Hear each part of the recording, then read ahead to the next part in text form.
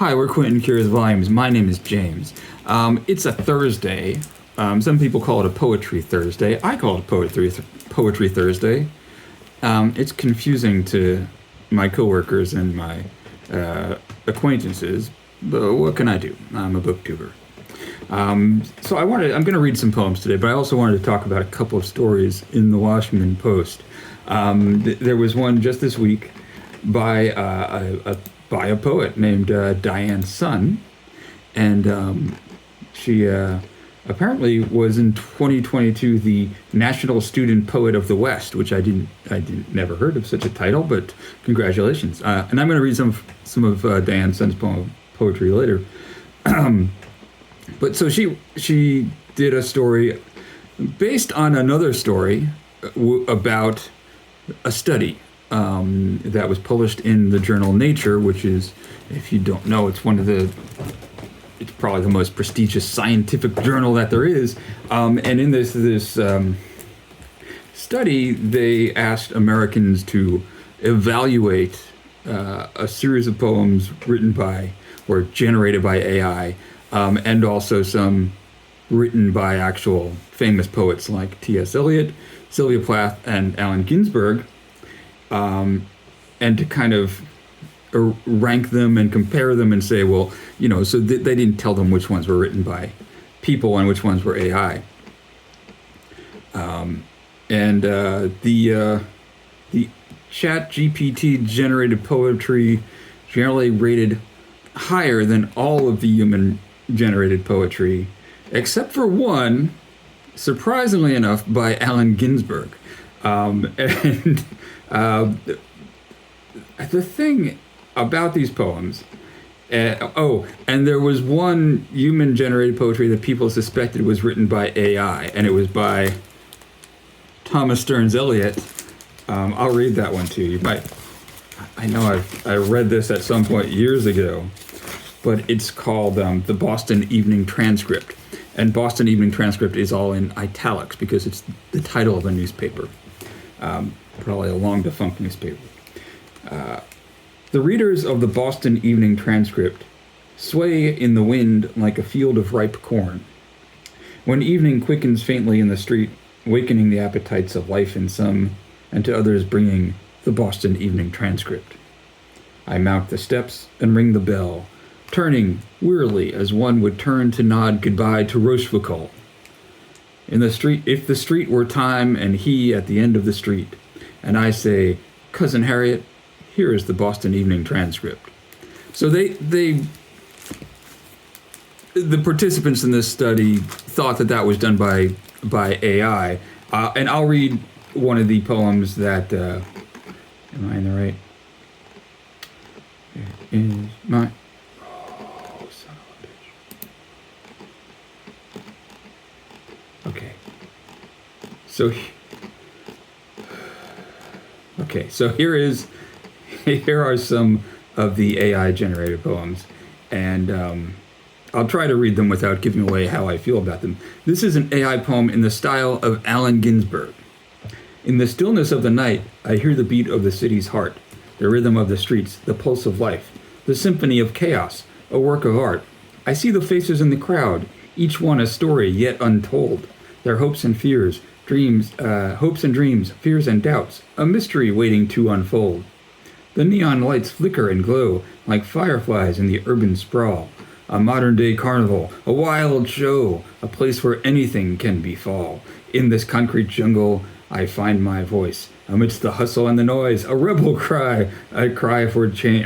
A rebel yell, a cry for change, a call for freedom, unchained.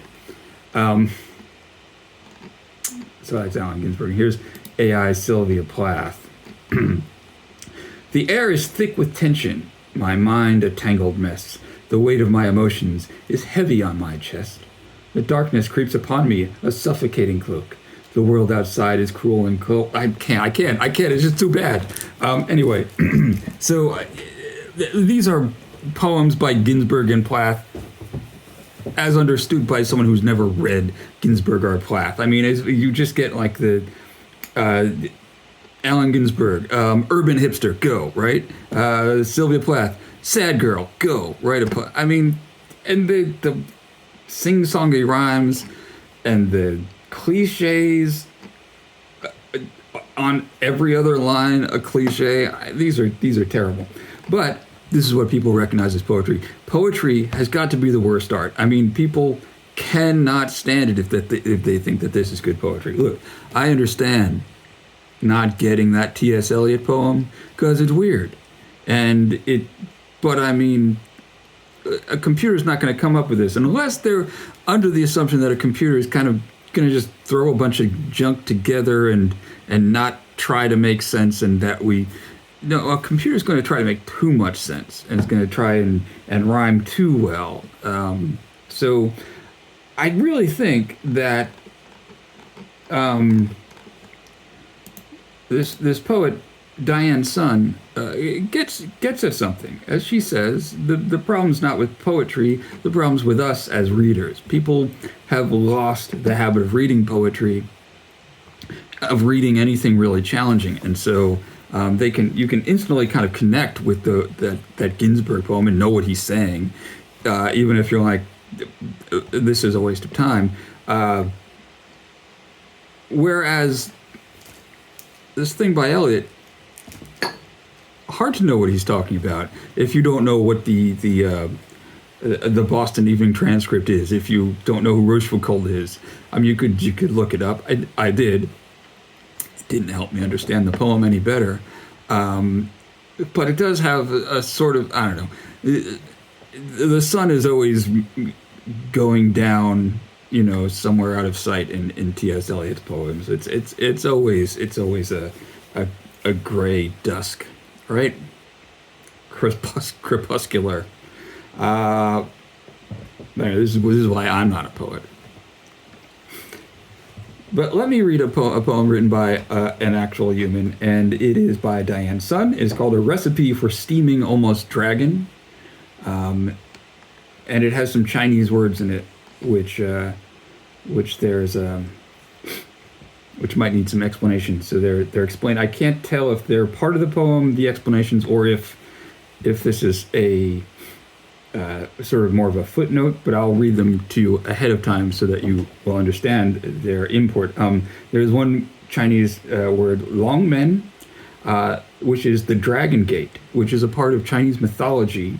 In Chinese mythology, carps who leap over a waterfall through the Dragon Gate become dragons. So this is the idea, we sometimes talk about salmon swimming upstream. Apparently carp do the same thing. And most of them can get very far upstream, but only a few are powerful enough to propel themselves over a waterfall. And if they do, they become dragons. So as Longmen is this gate that they will jump over to become a dragon. And then there is this term, Qingzhang Long, which is steamed dragon.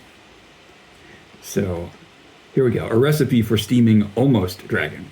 Every few centuries, when the carp gathered at the base of the Longmen in thunderclouds, riled with legend and youth, we waded into the brinks of the waterfall and waited.